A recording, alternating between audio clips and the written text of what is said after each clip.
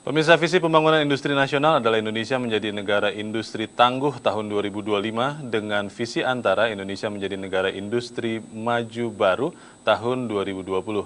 Apakah visi itu sudah hampir tercapai? Bagaimana kinerja industri saat ini? Mengukur kinerja industri itulah topik Economic Challenges malam ini bersama saya, Leonard Samosir.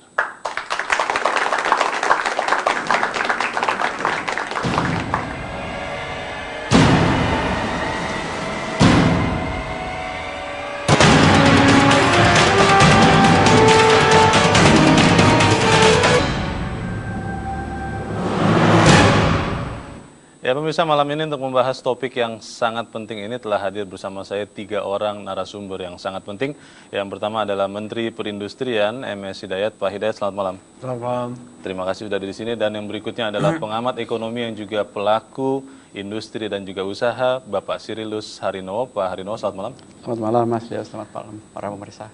Dan yang ketiga adalah Wakil Ketua Umum Kadin dan juga pengusaha yang sudah malang melintang di dunia usaha dan industri nasional, Haryadi Sukamdhani. Mas Sukamdhani, Haryadi, selamat malam. Selamat malam Mas Leo, selamat malam pemirsa. Baik Bapak-Bapak, sebelum kita mulai dialog, kita akan ikuti ulasan berikut ini. Tahun 2014 akan menjadi awal dari era revolusi industri di Indonesia. Setelah program hilirisasi industri dimulai, nantinya ekspor bahan mentah akan dilarang, sehingga memaksa investor berinvestasi besar-besaran di sektor pengolahan. Selama ini Indonesia terlena dengan kekayaan alam yang melimpah dan terlalu dimanjakan dengan mengekspor bahan mentah, sehingga membuat industri dalam negeri tidak berkembang dan tidak mampu bersaing. Padahal keuntungan besar justru dinikmati industri hilir karena memiliki nilai tambah. Hal ini meresahkan karena Indonesia seringkali juga mengimpor produk hasil olahan komoditas yang ada di dalam negeri. Dengan dimulainya penghentian ekspor barang mentah, tentu membawa optimisme bagi industri dalam negeri untuk meningkatkan perdagangan dan memperkuat fundamental perekonomian negara. Namun pada masa transisi ini, Indonesia kembali harus menelan pil pahit akibat dihentikannya ekspor bahan mentah. Negara akan kehilangan pendapatan miliaran dolar. Defisit perdagangan akan kembali melebar hingga meningkatnya pengangguran. Akankah Indonesia mampu melalui konsekuensi revolusi industri di tahun politik 2014?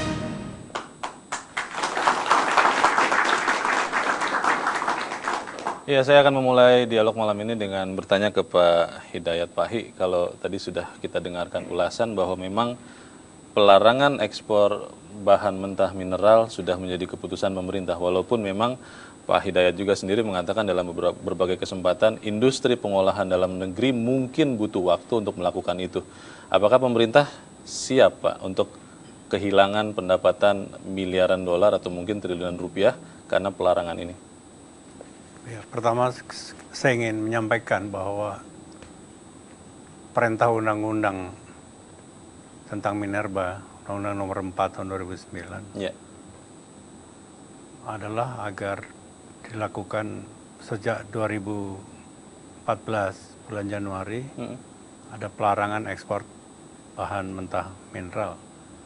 Itu diundangkan sejak tahun 2009. Jadi sebetulnya undang-undang itu memberi kesempatan 5 tahun masa transisi.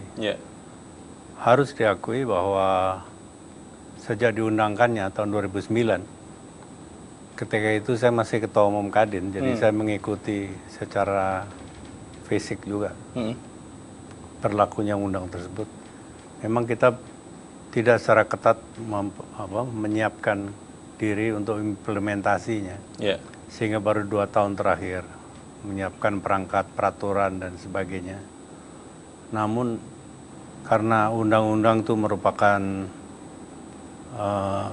sumber dan pedoman hukum yang berlaku di Indonesia dan kita harus comply, kita harus patuh kepada undang, maka kita semuanya sekarang harus berpikir untuk konsentrasi melakukan implementasi atas undang-undang tersebut. Jadi rencana pemberlakuannya pada Januari 2014 akan tetap berlaku, tidak diundurkan ya Pak Hidayat? Tidak diundurkan. Tidak diundurkan. Itu adalah perintah undang-undang. Namun meskipun tidak seperti yang diharapkan para peserta investorsnya itu, tetapi dari yang kami lihat yang melakukan groundbreaking ceremony untuk membuat smelter itu sudah ada 20-an gitu. Sudah ada 20-an. Tapi yang sedang memproses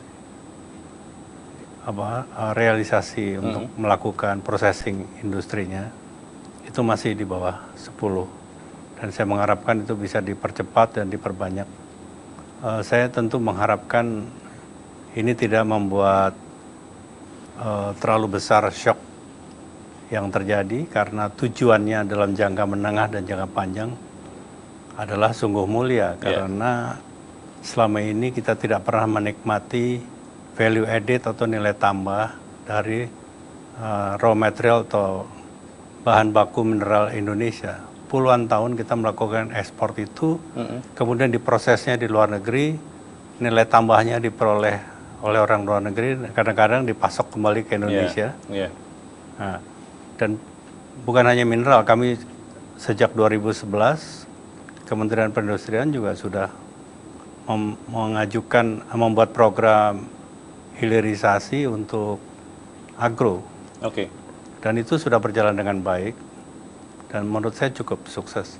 Mas Haryadi, bagaimana melihat rencana hilirisasi dan pelarangan ekspor mentah ini? Siap tidak kita mengisi itu, Pak Mas Haryadi? Kebetulan tadi pagi kita ketemu dengan teman dari Asosiasi Mineral. Memang mereka mengeluhkan semua karena dengan kondisi yang seperti itu, ketidaksiapan itu memang yang Pak Hidayat sampaikan betul. Jadi baru 2 tahun terakhir ini kan secara serius dikejar begitu. Nah, sekarang yang terjadi adalah memang kelihatannya teman-teman di sektor ini banyak yang belum siap.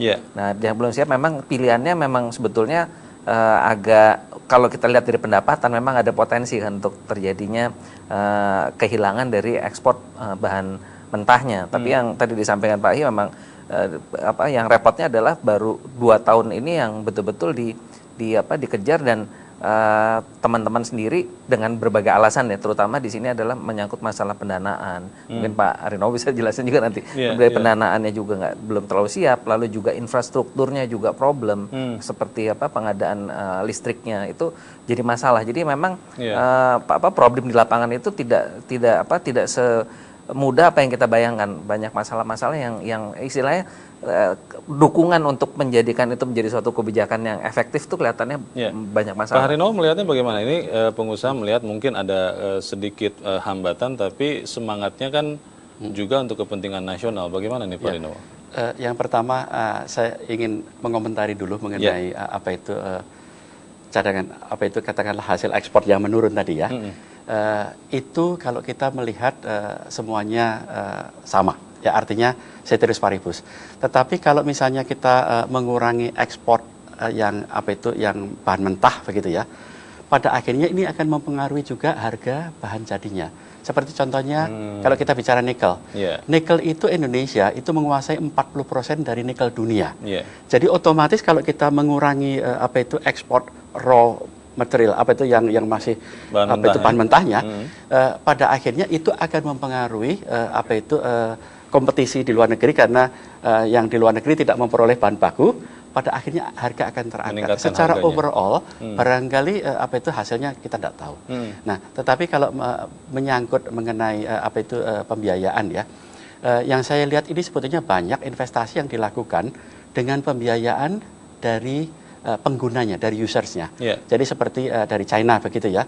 Mereka yang datang dengan uang, terus kemudian diinvestasikan, dan kebetulan banyak dari nasabah-nasabah kami yang juga merasakan manfaat seperti pengetahuan real seperti itu ya. Baik, nanti selepas jeda saya akan bertanya ke Pak Hidayat.